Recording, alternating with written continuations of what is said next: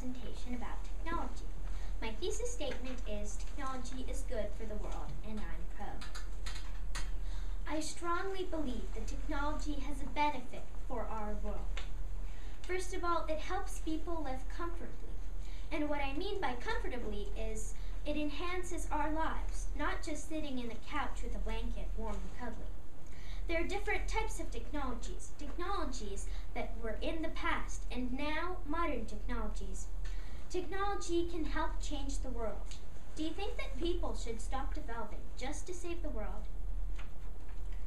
Technology helps people study our surroundings. We can study the past and predict the future. When I say predict the future, the first thing that might come up in your heads is the weather forecast, predicting weather. We use satellites and much more to predict weather. I have recently discovered that scientists have developed the Hadron Collider, which permits them to see how the universe began. Some people are afraid it's going to create a black hole. In my opinion, a really important part of technology is studying the universe. For example, telescopes. They have really powerful lenses that let us see, I guess, light years away. Technology helps us look at our surroundings in a different way. Technology in itself can help change the state of the earth. For example, we have recycling programs and cars that run on batteries. Even though these cars are expensive, I'm sure that when the time will come, they will just have the price as normal cars now. We use flash drives and CDs instead of wasting paper to collect documents. And as some of you might know, in the olden days, people used a lot of matches, which doesn't save our trees. This is important because trees are like sponges, just like Anna Gutterman said in her presentation. They absorb CO2, in other words, carbon dioxide. So that way, by using lighters, we can help save the amount of trees we burn. We use electrical lamps that save energy, and they look a little bit like a spiral.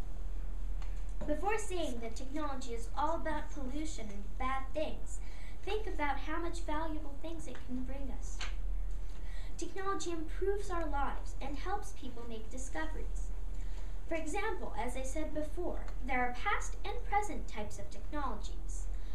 If you think of Cinderella, she used to clean the floor by hand. That made her tired and it took up a lot of her time. But now we have all sorts of different technologies such as vacuum cleaners, and it not only helps us save our time, but it also helps us enhance our lives. I have recently discovered that Australian archaeologists, for some reason, were not allowed to go to Afghanistan. So with the help of a program called Google Earth, they discovered different artifacts. And Google Earth is just basically a map of the world. Even something simple that all of us can think about, instead of using old-fashioned technology like traveling across the world to just deliver one message to your friend, you can send an email or a text message. Technology plays an important role in our lives. So this is something extra that I would like to add. Medical technology, in my opinion, is a technology that we cannot lose. So it is a source that we cannot lose. For example, if you think about it, what's the most important thing for humans? Well, their life. So medical technology helps people cure themselves, or doctors cure the people. But sometimes this is a technology that I guess in a lot of cases doctors use, which is called computer tomography. It is very precise, and it decides which disease the person has or which illness the person has. As you might all know, doctors just say things in general, but this computer is very precise, and it kind of helps the doctor. And so this is a sentence that I would like you to think about. Doctors and chefs are best friends. Technology helps us survive and enhance our lives. And so in closing, I want you to understand that technology is neither bad nor good. It has a mix of those two.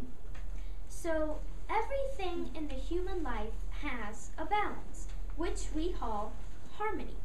It has bad things and it has good things. For example, let's make this example with the wolf. The wolf eats sheep, right?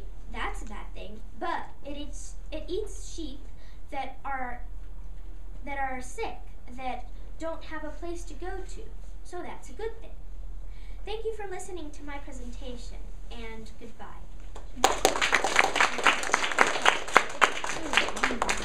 Okay, Harry has a quick chance to rebut.